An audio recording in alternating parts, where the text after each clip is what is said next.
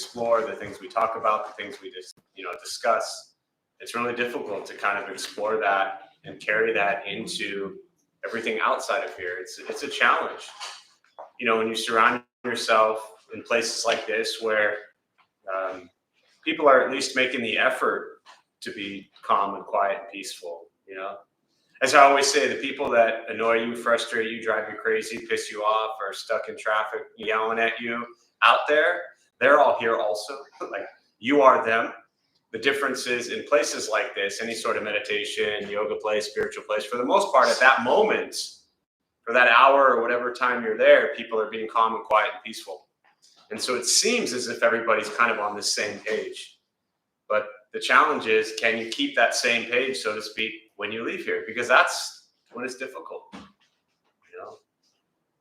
People in here really aren't yelling at you. I mean, unless I'm yelling at you, which does happen at times, but, with kindness, of course. But yeah, the challenges are really out there. So we do this practice just to carry it into some other aspect of our life. And if we can bring this practice into other aspects of our lives, then life gets a little simpler, a little calmer, a little gentler, a little bit easier, a little less suffering, a little less pain. It doesn't fix it, doesn't heal it. Thankfully Maggie fixed our YouTube here, so our millions of followers are no longer screaming at each other virtually. So we come together, we practice, we sit, we breathe, and then we go from there. So we'll start with the meditation practice. To those who are joining virtually, glad you're here. Thank you for showing up. Yeah, we're continuing to try various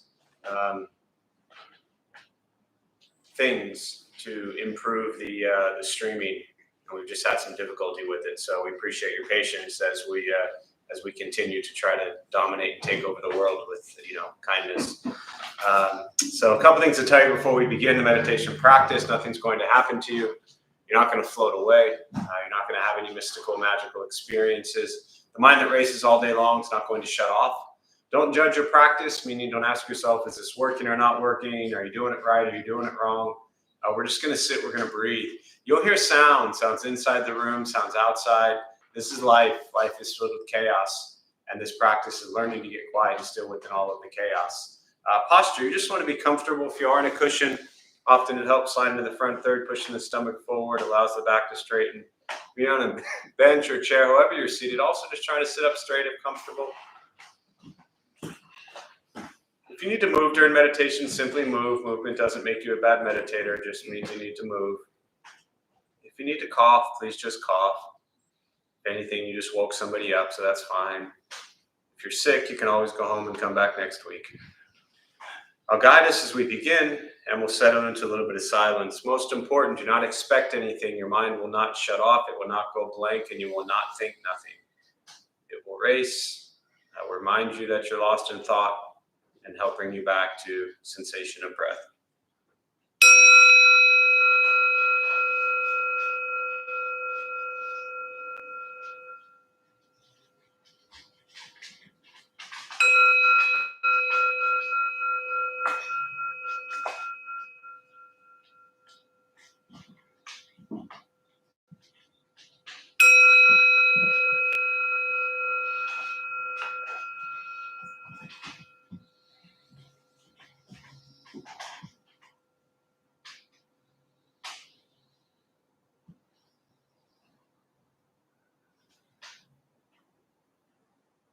Starting with the eyes closed if comfortable, or slightly open.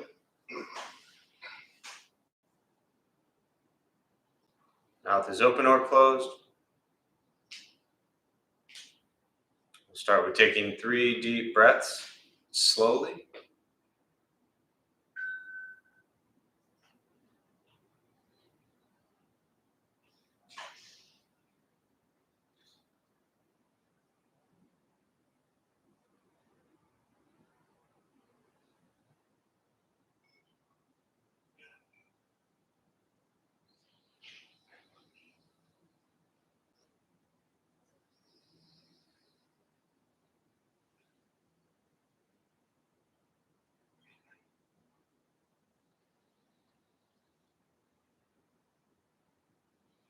And eventually, settle into a natural rhythm of the breath.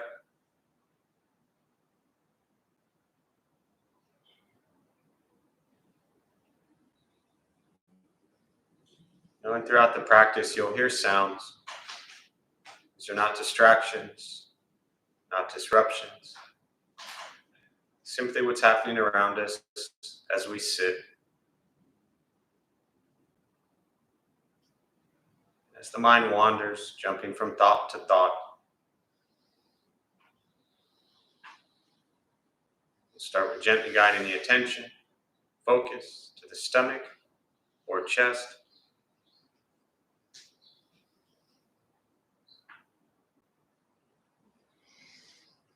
Breathing in, feel them rise. Breathing out, they fall.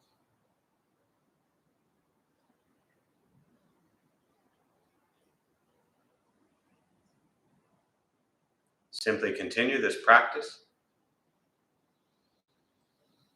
observing sensation of breath.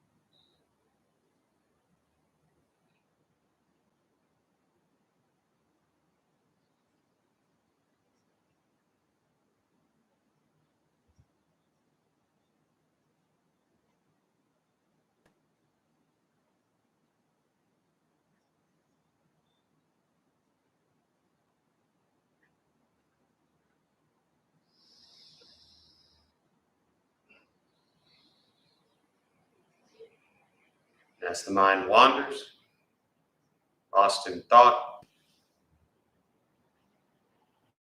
recognize it.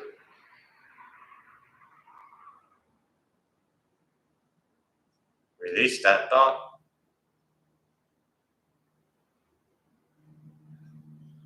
Return attention, focus to the breath.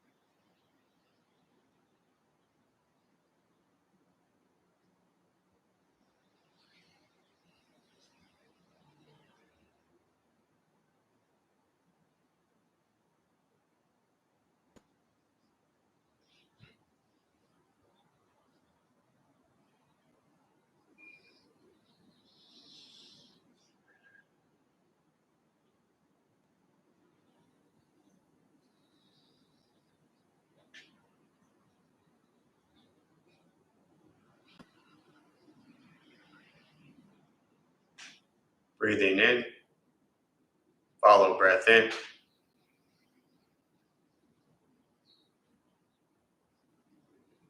Breathing out, follow breath out.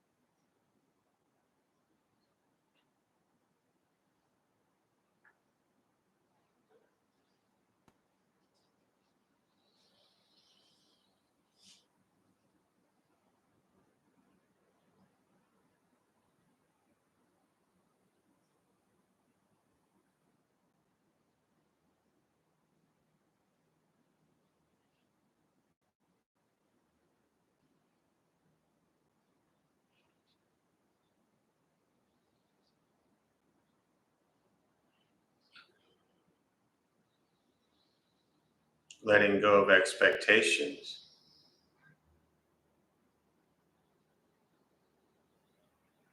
Letting go of judgments from the practice.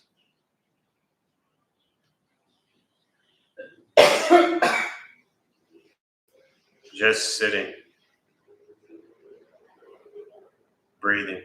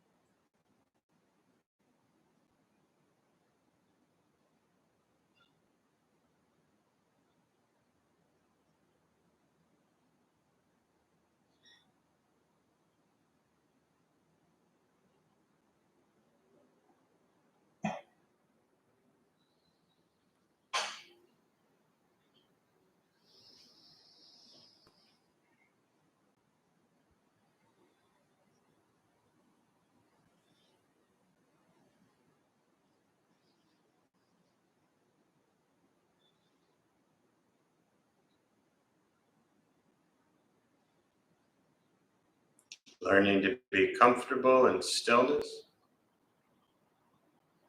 in quiet, wanting nothing but to sit and breathe.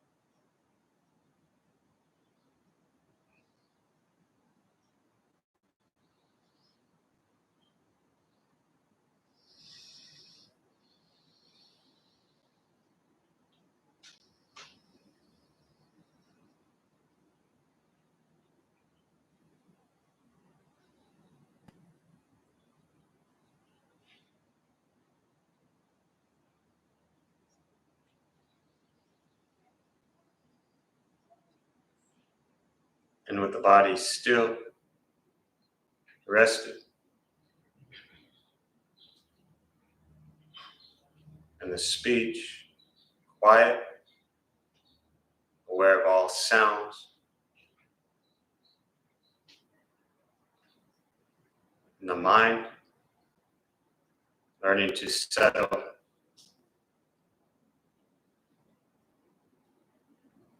know what it's like to just sit and breathe.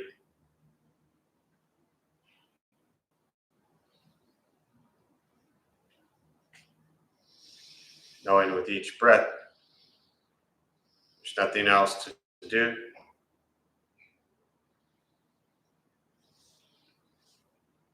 Nowhere else to go.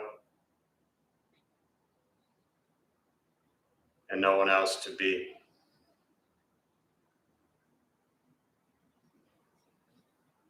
Everything beautiful, exactly as it is. Sitting, breathing.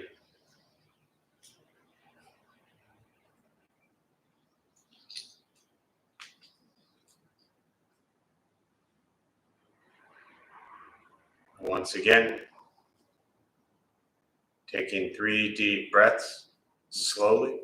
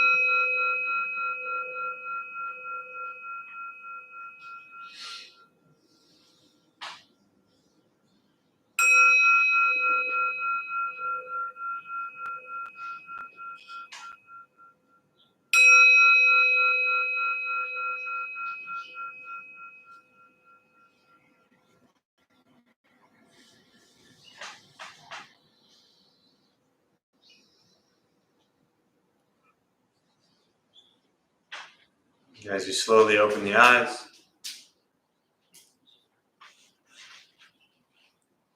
slowly beginning to move. And most important, the practice of meditation is to recognize how you feel now, immediately after, Compare this to how you typically feel throughout your day. Recognize the difference, if there is one. Ask yourselves how you prefer to feel every day for the rest of your life. You realize however you feel now, if it's quiet, calm, and still, or a busy mind, racing mind, whatever you're sitting with at this moment, has nothing to do with anything I said. It's nothing to do with how you sit and hold the hands or cross the legs. Nothing to do with the sounds around us or anything else for that matter. It's everything to do with your own mind and your own mind's reaction to an external condition. This is what the Buddha called pratitya samutpata, means dependent origination. This is the basis of the Buddha's awakening. The word Buddha simply means awakened. He was a human being, no different than any one of us, who began to understand why he suffered, why he got angry, sad, depressed, stressed, anxious. He began to understand the causal relationship of all phenomena.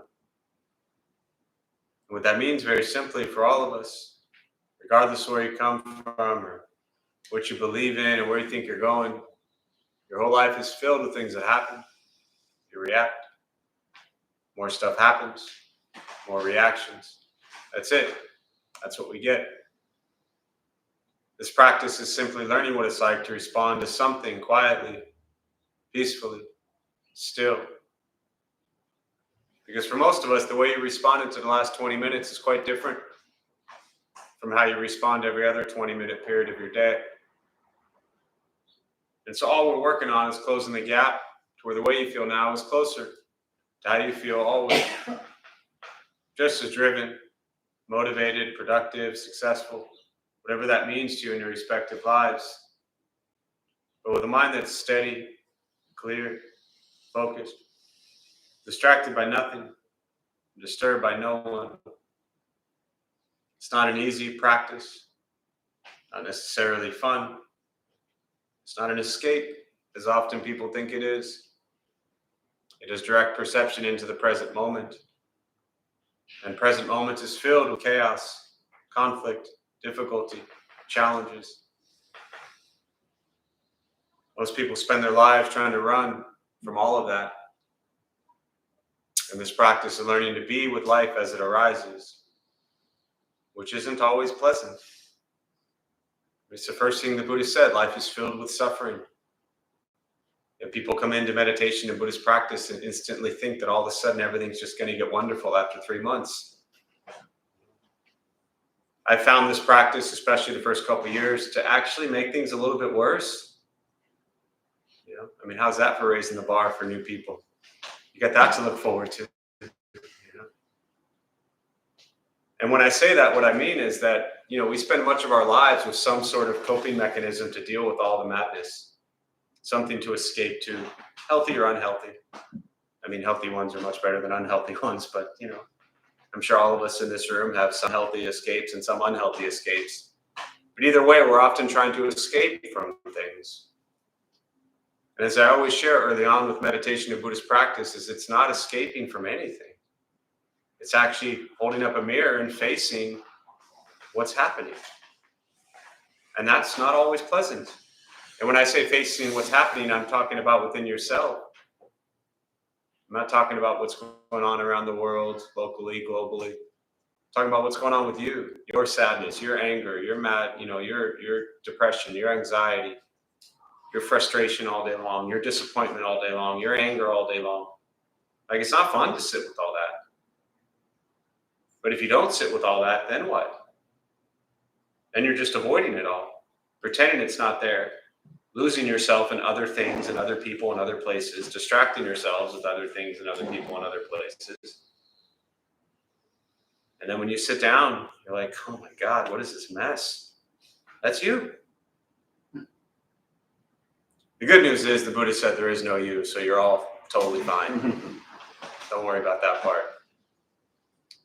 Meditation is free. Buddhist practice is free. It's just sitting, breathing, becoming aware of what you think, what you say, and what you do. That's all. That never changes. The very fundamental, core, basic Buddhist teaching has not changed in 2,500 years. Be aware of your thoughts, be aware of your words, be aware of your actions, be mindful of all of them. Because your thoughts and your words and your actions create your reality and the reality for those around you. And that's what this practice is about. That's why it's so much fun. You get to sit with your own mess. I know it's much more fun and easy to just point out everybody else's mess and what's wrong with everyone else and everything else and blame others and blame this way of thinking and that way of thinking and this and that. It's just so much easier. But when we can actually engage with what we bring into the world, then we can work to create change in the world, but coming from a place of loving kindness and compassion, not from anger and hatred. Because if you spend all day long angry and hating people and places and things, and everything you think, everything you say, and everything you do is coming from that place.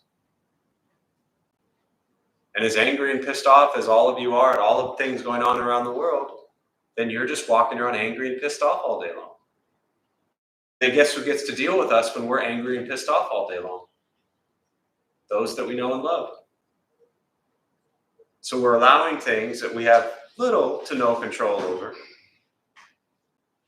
ruin us. And then the relationships and the people in our lives that we do have some control over, we're actually destroying that because we're so angry and miserable at things that we have little to no control over. So this practice is about coming to this present moment and being with what is right here with you. And that starts with you. So with that, I'll pause. For me, I always really prefer to respond to questions, meditation, Buddhist practice. For those joining virtually, again, welcome, glad you're here. I actually always love when the camera doesn't work at first because then everybody starts chiming in. I can't hear, I can't see, and so everybody gets engaged. So since you're all already engaged, feel free to, if you have any questions, put them on the chat box. Not that we don't love all the advice on how to fix everything. That's always wonderful too. So we'll open up to questions. Yeah. I just wanted to get your thoughts or Buddhist perspective on something that has been going on recently. I think I would have chalked it up less than a year ago to just coincidence, but I now think there's something more to that. So you talk a lot about kindness and peace, and so I'm super focused on that.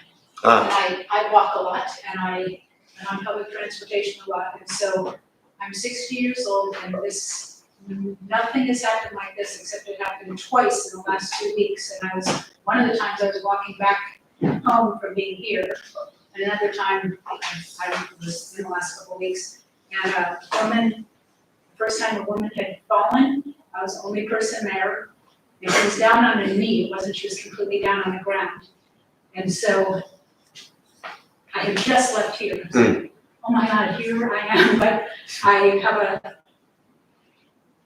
I like to be, like, have agency and make sure I can take care of everything, so I wanted to lift her up, but I realized I couldn't. It was gonna cause probably worse problems for her, so I needed to look around to get help. And a man was super nice about my day, and we helped lift her up, and she was okay, and I made sure she made it into her apartment. It was great. And then less than a week later, another woman, same thing, on her knee. I tried to lift her up, and I needed to get help from somebody, so it felt like that was a push for me to say I can't do this by myself. People are super kind usually when you ask for help, and somebody helped and we got her up and she was okay. So what is the thought, is that, in your thought and Buddhist perspective, is that something that's going on because I've just been so unaware for 60 years and now I'm there, or is it like the universe? What do you think's going on? So let me paraphrase that for those virtual maybe didn't hear it. So you started out by saying, a while ago you would have thought maybe this stuff was coincidence and over the last year, really starting to work on kindness and all that stuff more. So maybe it's not coincidence, but in my opinion, and from a Buddhist perspective, the examples of you seeing somebody on the bus, take public transportation, and seeing someone fall and realizing that they were down on their knee and you wanted to help them up and you wanted to really just kind of have agency and help, but you realized you couldn't help. You needed help because you would have maybe injured yourself. So this happened twice. And so, your question is basically what's going on? Is this coincidence? Is this the universe? You probably are talking, I don't even know when people say like, is this the universe? Like, I don't even know what that means. Like the universe seems like a really big thing. So to say that really big thing is the reason that somebody fell in your presence, I try to like remove that from my vocabulary, because that's almost as if like we're putting, I feel like, I'm not saying you're saying this, but often people ask questions around, it's funny too, because I love part of what you said at the beginning, which was, in your opinion, from a Buddhist perspective. To me, that's how these questions should always be asked. Because the questions around, which again, this has nothing to do with you, but I'm just sharing this in general, and I'll probably come back to your question. But the question's usually around like, so what did the Buddhists think about? Or what does Buddhism say about? Like, I'm just some Jewish kid sitting here giving you my thoughts about Buddhism. So to think that like I have, or anyone sitting up here has the definitive answer of what the Buddha said or what the Buddha does or what Buddhism does, don't believe any of them, right? Myself included. We're all taking our own unenlightened, ignorant perspective of what we think the Buddha shared based on everybody else's translations and interpretations of it. And then we're coming out with sharing whatever we share. So we are so far removed, like 2,500 years and probably 40 translations removed from what the Buddha actually said. So first and foremost, keep that in mind always when you look at questions around this stuff. So that was really great. Your opinion from a Buddhist perspective. The universe part, I kind of touched on that. Like, I often feel, again, not necessarily you, when people say the universe, I often feel like people come into this practice, half the people here, probably actually more, usually 70, 80% of people come places to Dharma Bum Temple. Religion is a very important part of their life. And they have their faith. They have their belief in God or whatever that might be.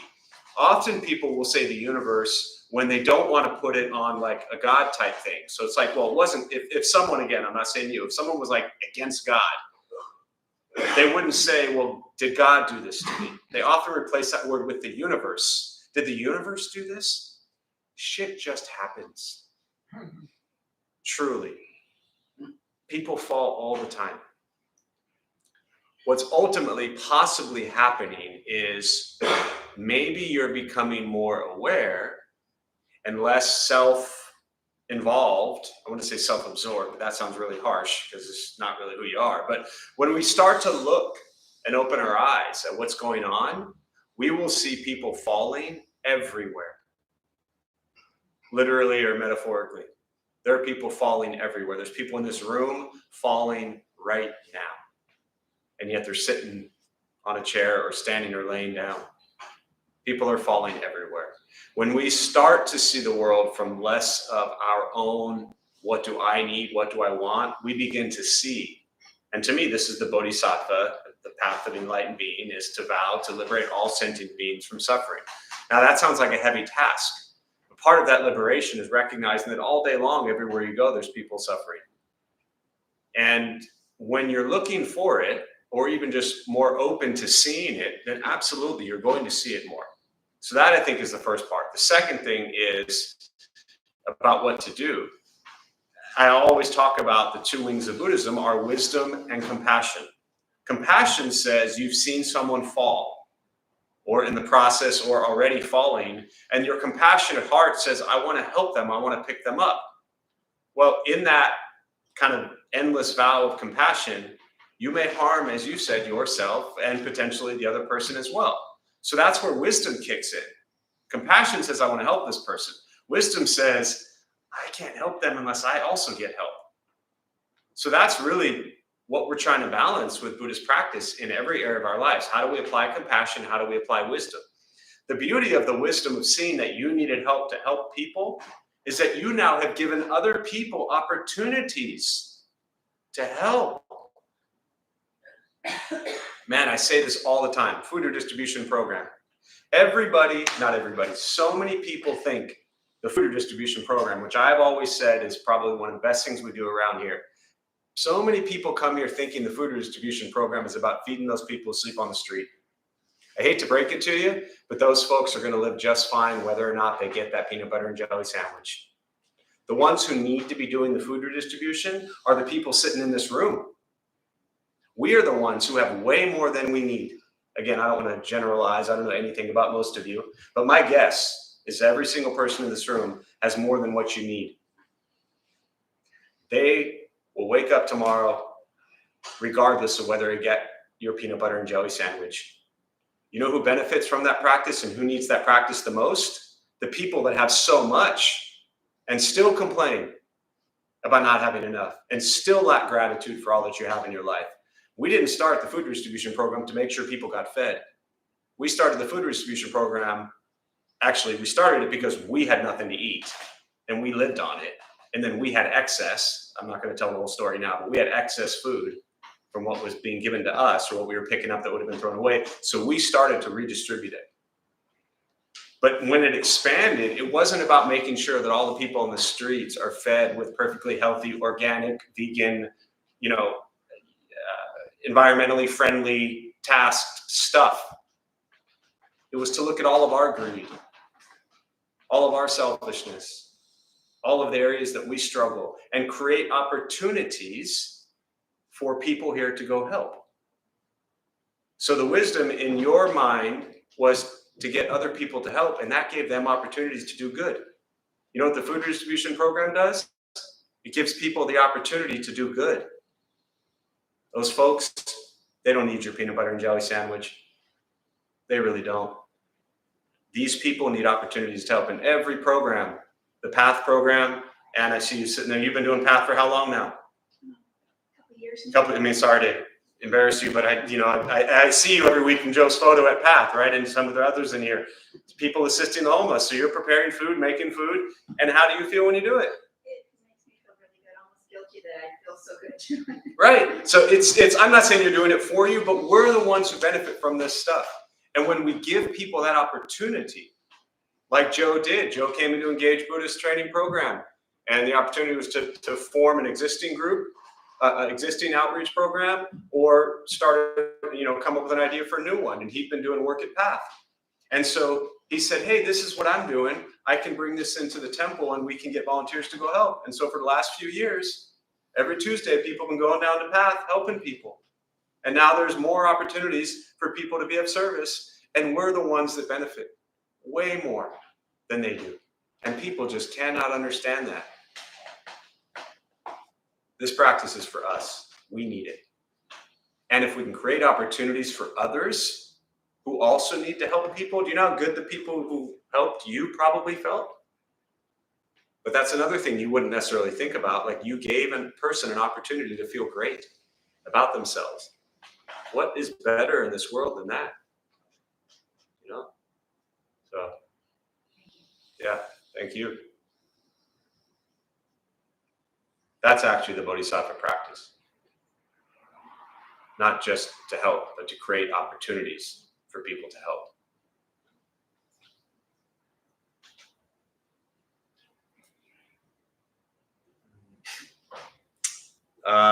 There's a comment here. I loved watching Matrix and Fight Club this week. Groundhog Day on deck. Wonderful Buddhist ideas. From the Matrix, knowing the path is not the same as walking the path. Any thoughts on this? And I think, you summed it up. As I always say, for those who never heard me say this, Matrix, Fight Club, and Groundhog Day, that is Buddhism in Western movies. And I mean that very seriously. This idea of knowing the path is not the same as walking the path. I mean, it's often the example I give of people say, well, I've heard the Four Noble Truths for years. Well, we still can't do them. So just because we've memorized the Noble Truths, the Eightfold Path, or the six Paramitas, that doesn't mean we know them. It means we can recite them just like the alphabet. But living them, experiencing them, feeling them, creating space for them to play out in their lives, I think that's when you begin to walk the path. Yeah. What else? Questions? Yeah. explain the meaning of some of the icons behind you? Yeah, which ones? All of them? Or there's a lot of stuff. Pick your favorite. Pick my favorite. My favorite is the emaciated Buddha. It is the skinny statue here that a lot of people. And the funny thing is, somebody pointed out recently, they used to say that there are actually no Buddha statues on the shrine, which is correct. Until one of the cohorts from the Women's Buddhist Leadership Program gifted the temple the little pink Buddha statue. That now is the only Buddha statue on this shrine in a Buddhist temple. Isn't that weird?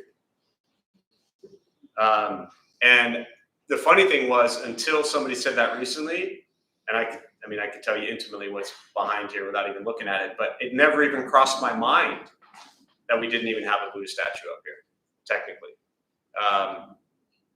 Even though we picked exactly what's up here, but it wasn't like we're going to not put a Buddha statue on the shrine. Although, however, it was very clear that the Kuan Yin, the large one in the middle,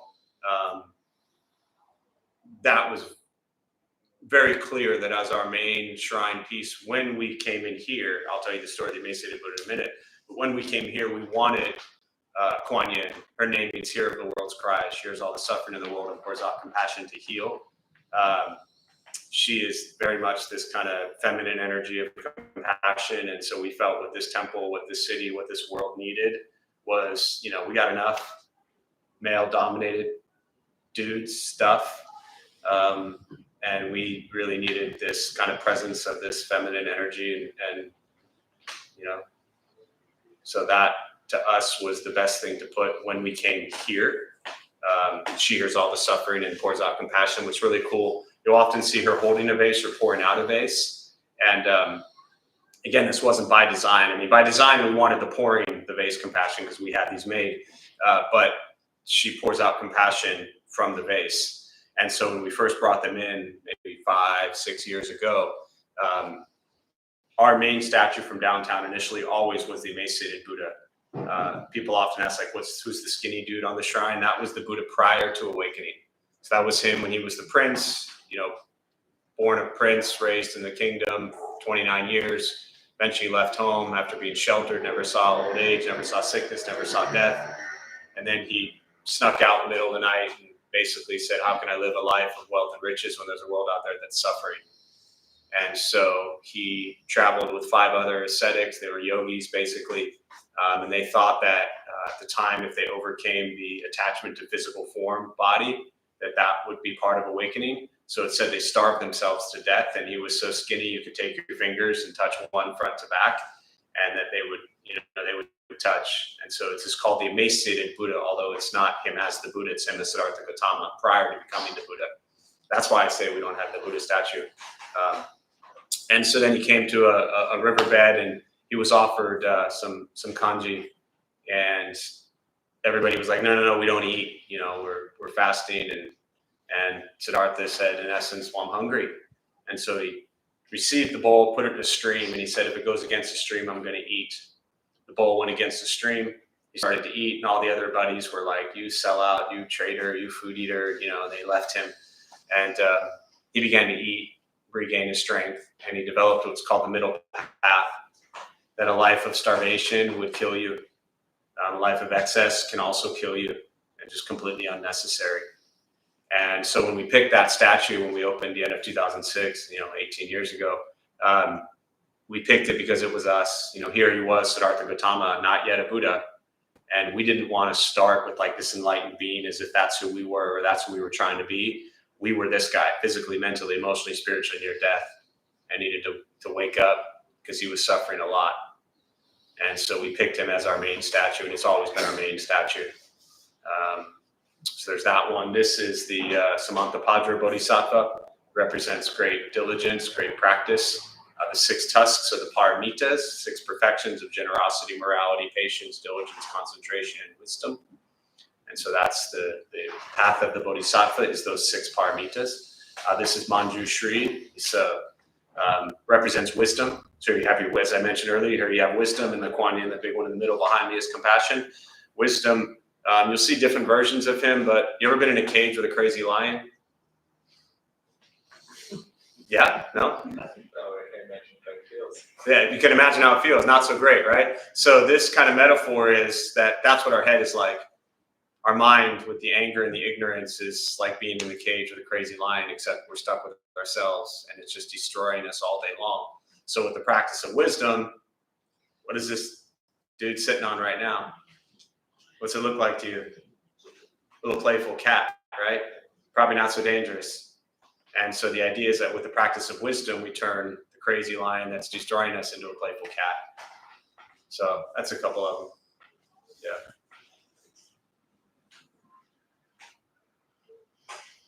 What else? There's a question here. Do you have any suggestions for doing Buddhist practice in Orange County? My initial reaction is, but I'm guessing you're asking like literally where to go. I first read it as if like Orange County was different for some reason than the rest of the world. But Orange County actually has a lot of Buddhist places. If you just Google Buddhism, Orange County, you'll find quite a bit in the Irvine area. There's a temple, Baofa Temple, P-A-O-F-A, Baofa Temple. Taiwanese temple. We used to take, pre-pandemic, we would take groups up there a lot for retreats. Really beautiful temple. Irvine has a lot, mainly cultural temples. And I suggest just showing up and seeing where you're comfortable, but you'll find a decent amount of meditation stuff up there for sure. Just go and see where you feel comfortable. What else? Questions?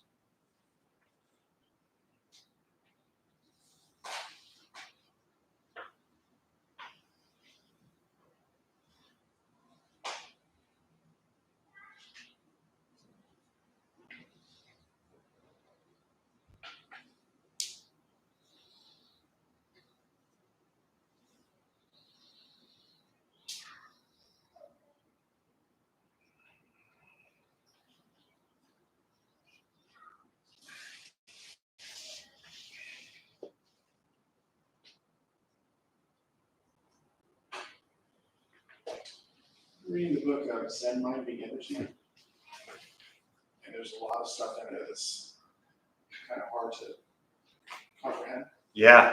I'm wondering if you have any insight into the references big mind, little mind. Yeah. Do you have any insight into what exactly you might be talking about? Yes and no, as you would expect my response to be. So the question is, you're reading Zen Mind, Beginner Mind.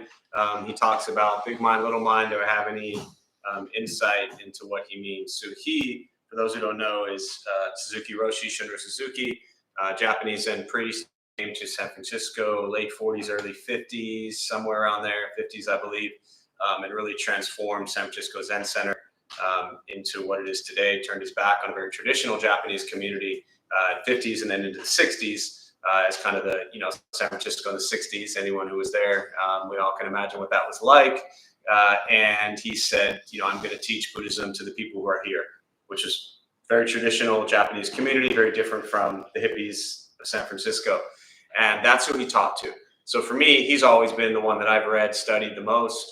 San Francisco Zen Center, the first time I went there, I felt like I was just like, I don't know, like died and gone to heaven type of stuff. I mean, it was just incredible. And I think, and in fact, other thing I'll say is his book, Crooked Cucumber, not his book, but David Chadwick wrote a book, Crooked Cucumber, about the creation, his life and the creation of San Francisco Zen Center. And I used that a lot when we were building this place, just on certain aspects of how he did things. But the question around specifically, like, do I know? I mean, for me to say that I know what Suzuki Roshi is even talking about would be, I think completely disrespecting the teachings in and of themselves. I would also say that that is one of the two Buddhist books that I always tell people to read, because it in essence confuses the hell out of you, and you read it and you're like, what? I don't understand. I mean, my very first book 30 years ago was Intro to Zen by D.T. Suzuki, who was a generation prior to Shunro Suzuki. And I read Intro to Zen and I was like, I don't understand any of this. This is the greatest thing in the world. And so I think first and foremost, that idea of not understanding, to me, that's step one. That is step one in learning about Buddhism. Because what do we think, what are we trying to do our whole lives? Understand everything. We want to know everything. We want to understand everything. We want to figure stuff out. We want to know how it works. How do we get this? How do we get that? How do we do that? And so we spend our whole lives creating these constructs and boxes and stories and ideas of what's right, wrong, good, bad, this or that. And then we spend our whole lives trying to play that out. And when life doesn't go how we want it to, then it messes with us. And so the entire body of Zen teachings and Suzuki Roshi teachings is about whatever we wanted, however we wanted things to be, however we want things to be in the future is really irrelevant, because things are going to be how they are. And can we be with things in each moment is ultimately what Zen practice to me is about. And this idea of big mind, little mind. So there is, in Buddhism, there's this idea teaching kind of ultimate reality and conventional reality. Conventional reality is that, we structure our days, our weeks, our hours, our months, our years. We structure a Saturday 11 o'clock class. That means at 12 o'clock in a few minutes, we're going to wrap up. Everything has this conventional reality so we can ultimately function in the society to keep things relatively safe and all that stuff.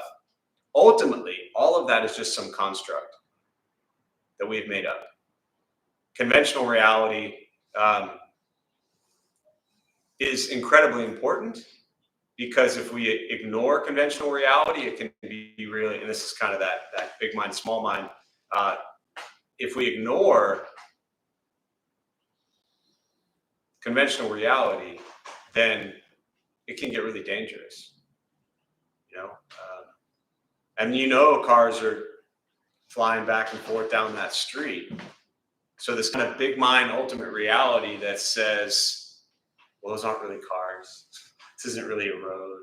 I'm not really Jeff. That would get me killed out there. The reality is that car that just went by would run me over, and that would hurt, right? So ultimate reality also begins to get us to see that we are attached to ourselves, and that we think we are permanent. And I think it keeps us stuck in our attachments to views coming from ourselves. I think the small mind really focuses on individual levels of greed, craving, desire, anger, frustration, resentment, sadness, all the things that are really tied to that sense of self and that ego that says, I want this, I want that, I don't like this, I don't like that, it should have been this, it should have been that. That's really that kind of small mind that's looking at all these functional, conventional realities. Big mind is understanding that everything is so much more, ultimately, than this perception of who we think we are and how we think things are. For me, Sunday I do the Heart Sutra class, and that's what we look at week in and week out. To me, Zen practice is the Heart Sutra. Heart Sutra is the Zen practice. And how we carry that in our lives to, that's that expression I share often about before studying Zen, mountains were mountains and rivers are rivers. While studying Zen, mountains are no longer mountains and rivers are no longer rivers.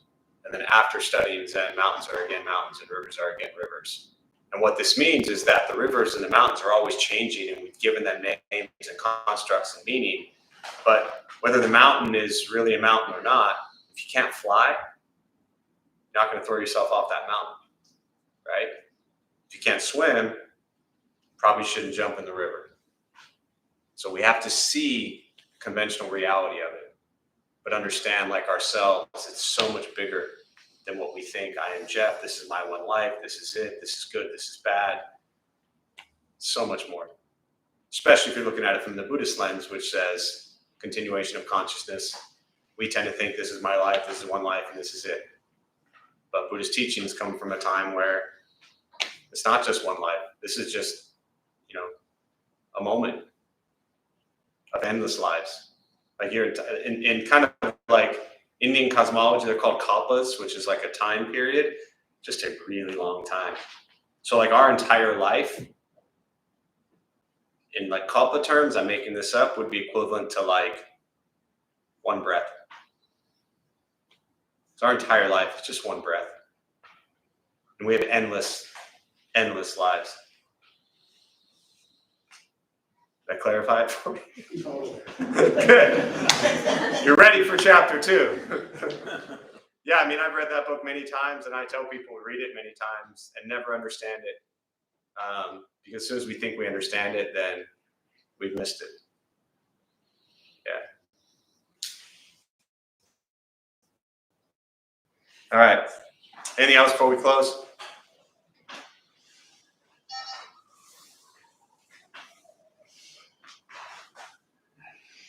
All right, so we'll close on that. We'll join palms.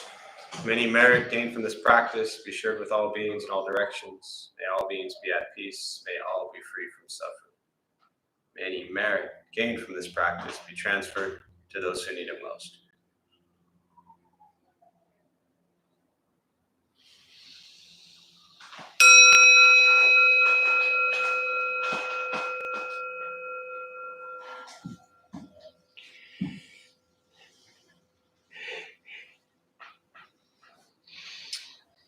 All right, a few quick announcements before you all head out. Thank you for being here. My name is Jeff. I'm a Dharma Bum. We opened up this temple 18 years ago to introduce Buddhist practice to those who show up.